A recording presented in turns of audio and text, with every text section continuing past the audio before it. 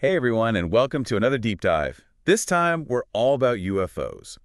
But not just like, pointing at random lights in the sky. We're going deep into UFOs Unveiled, a comprehensive guide to spotting and understanding the unknown, which is this really cool book. It's like, if you actually want to get serious about UFO spotting, this is the place to start. Yeah, it's way more than just like, oh, I saw a weird light, it must be aliens. Like, I was really impressed with how much it emphasizes knowing your night sky. Right. It's like before you can find anything unusual, you got to know what usual looks like. Exactly. It's all about the baseline, like you Okay. got to be able to recognize the constellations and know how satellites move and what typical plane flight paths look like. Yeah, like if you don't know what a satellite looks like, you might freak out every time one passes overhead. Totally. I mean, I think we've all been there, right? Oh yeah, for sure. But this book, it actually goes into some classic cases of UFO misidentification. Oh really? Like what? Well, for example, did you know that Venus is often mistaken for a UFO? Really? Yeah. Venus? Oh yeah, all the time. It can be Mhm. super bright, and depending on where it is, it can seem to move in ways that are, well, kind of strange for a planet. Ah, that's interesting. Yeah, it really shows how easily our brains can trick us. Especially when you're dealing with something as vast and mysterious as space, right? Exactly. That's why this whole knowing your night sky thing is so important. The book even suggests using star charts or mobile apps. Oh, yeah. Those are awesome for navigating the night sky. Totally. There's Yeah. so much cool tech out there that can help. For sure. But you know what else is interesting? The book actually recommends specific places and times of year that are supposed to be UFO hotspots. Oh, yeah, that part was fascinating. Talks about places like the Nevada desert near Area 51, Of course. the skies over the Hudson Valley in New York, and the Pacific Northwest. Okay, so maybe not all alien-themed gift shops, but I see what you mean. So, like, are they hotspots because they're near government facilities, or is there another reason? Well, the book suggests it might have more to do with geography and light pollution. Right, like those areas are all pretty dark. Exactly. They have vast open skies and minimal light interference, which could make it easier to spot anything unusual. It's like trying to find a firefly in a city versus out in the country. Yeah, you're going to have much better luck in the dark. Makes sense. But it's important to remember, just because an area has more reported sightings doesn't necessarily mean there are more UFOs there. Right, there could be other factors. Exactly, like population density, or even cultural beliefs. Oh, that's interesting. We'll have to get into that. What about time of year? Does the book mention anything about that? Yeah, actually it does. It recommends specific seasons. Oh, like when it's clearest out or something. Well, that too, but it also mentions that there's a spike in UFO sightings around Halloween. Wait, seriously? Around Halloween? Yeah, Isn't that weird? that's so strange. Is that just a coincidence, or do you think there's something about Halloween that makes people more likely to see things? Honestly, I have no idea. The book doesn't really explain why, it just points out the correlation. Huh. Maybe it's all the spooky decorations and costumes, like our brains are primed to see weird stuff. Maybe. Or maybe there really are more UFOs buzzing around on Halloween. Right. Who knows? It's definitely something to think about, though, as we plan our UFO watching adventures. Absolutely.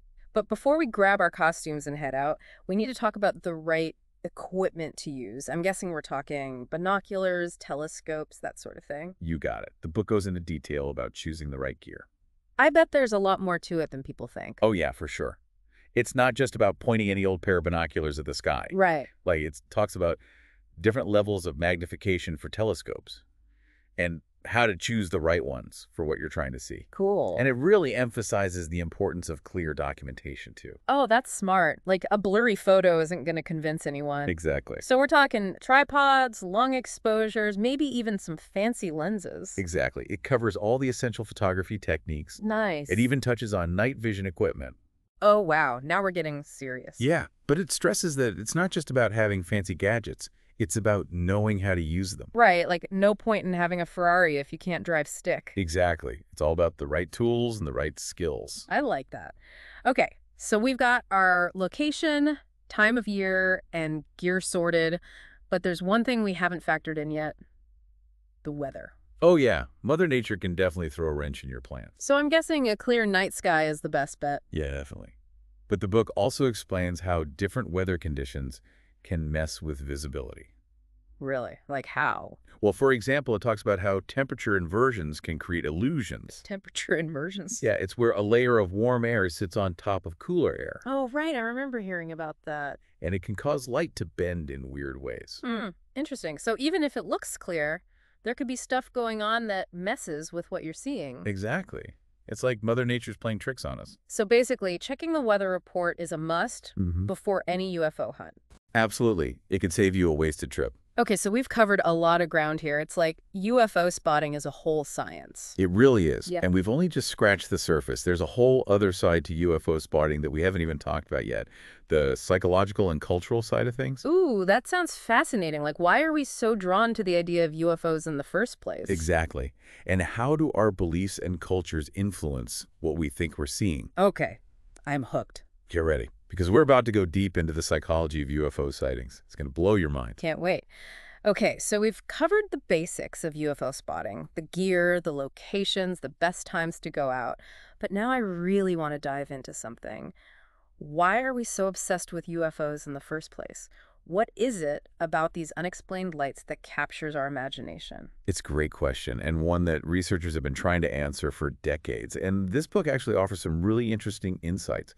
It suggests that our fascination stems from this deep-seated human need to make sense of the unknown, you know? Right, like we're always looking for patterns, for explanations. Exactly. Our brains are wired to find order in chaos. So when we see something that we can't immediately explain, like a weird light in the sky, our brains go into overdrive trying to figure it out. And that's where things can get a little messy, right? Oh, yeah, for sure. That's where all these cognitive biases come into play. Like confirmation bias. Exactly. That's our tendency to favor information that supports our existing beliefs, Yeah. even if it's not totally accurate. So if someone already believes in aliens, they're more likely to interpret anything unusual as a UFO. Yep. It's like we're filtering information through a lens of our preconceived notions. That makes sense. And then there's this other fascinating cognitive quirk called the availability heuristic. The availability of what now? Heuristic, it's a fancy word, but basically it means that we tend to judge the likelihood of something happening based on how easily we can recall examples of it. Oh, okay, so like if you just watched a documentary about shark attacks, you're going to be more freaked out about going in the ocean. Exactly. Even though statistically, shark attacks are super rare. So the same thing could apply to UFOs. Absolutely. If you've been reading a lot about alien encounters or watching UFO documentaries, you might be more likely to see UFOs everywhere you look, even if the actual probability hasn't changed. It's like our brains are playing tricks on us again. Totally. It's fascinating how our perceptions are influenced by the information we consume. Okay, so we've got these internal biases affecting what we see. But the book also talks about how cultural influences play a huge role in how we interpret UFO sightings. Oh yeah, culture is huge. Think about it. Our beliefs about the unknown, the supernatural, even extraterrestrial life, they're all shaped by the stories, myths, and cultural norms we've been exposed to since we were kids. Right, like in some cultures, people might interpret a UFO sighting as a spiritual experience. Exactly. Or in Western cultures, where science fiction is so popular, we might be more inclined to see UFOs as spaceships from other planets. It's like we're all looking up at the same sky, but seeing completely different things. Yeah. And the book suggests that these cultural differences can even affect how we describe UFO sightings. Oh, interesting. Like someone from a culture with a long history of folklore might describe a UFO in a totally different way than someone who grew up watching Star Trek. Exactly. It's like we're all drawing from different cultural well springs when we try to make sense of the unknown. That's so cool. It's like UFO sightings are this cultural Rorschach test. I like that. It's true. But okay, let's get personal for a second. What about the psychological impact of actually experiencing a UFO sighting? Like, how does that affect people on an emotional level? That's a really important question, and one that often gets overlooked in the more scientific discussions. But this book doesn't shy away from it. It acknowledges that for some people, a UFO sighting can be a profoundly impactful experience. I can imagine. It must be so mind-blowing to see something that challenges your entire understanding of reality. Right. It can trigger all sorts of emotions. Yeah. Awe, fear, confusion, even a sense of spiritual awakening. It's not just about seeing lights in the sky. It's about how that experience changes your worldview. Exactly.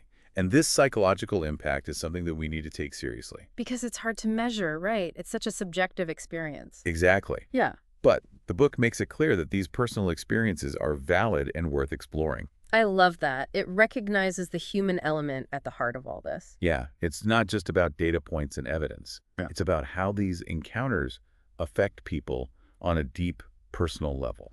And that leads us to another important point that the book brings up, the role of community. Like, for people who've had these extraordinary experiences, connecting with others who understand must be so important. It's essential. It's about finding a space where you can share your story without judgment, where your experience is validated and explored in a supportive environment. And these communities, whether they're online forums or local UFO clubs, they can provide a sense of belonging, support, and even a framework for processing these experiences. Absolutely. It's like a collective effort to make sense of the unknown. Right, like we're all in this together trying to figure it out. And these communities can also play a vital role in encouraging critical thinking and open dialogue. Oh, that's so important. Especially in a field as mysterious as UFO research. It's about fostering a culture of healthy skepticism while also respecting personal experiences. I like that balance. Okay, so we've covered a lot of ground here. Cognitive biases, cultural influences, the psychological impact of UFO sightings, the importance of community. It seems like the psychology of UFOs is just as complex and nuanced as the phenomenon itself. It absolutely is. And this book really does a great job of exploring all these different facets. Okay, so where do we go from here? What's the takeaway from all this? Well, I think the book's ultimate message is one of continued exploration and open-mindedness.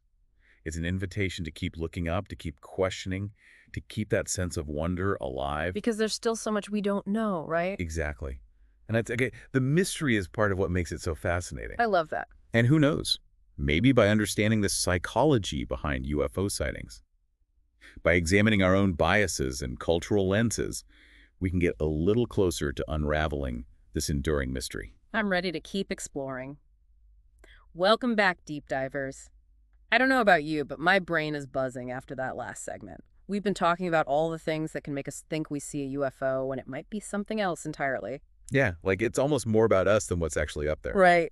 So let's recap those sneaky little biases that can trip us up. Okay, so first up, we've got confirmation bias. That's when we're looking for evidence that supports what we already believe. Like, if you're convinced aliens are out there, you're going to be more likely to interpret any weird light as a spaceship. Exactly. Even if it's just a weather balloon or a drone.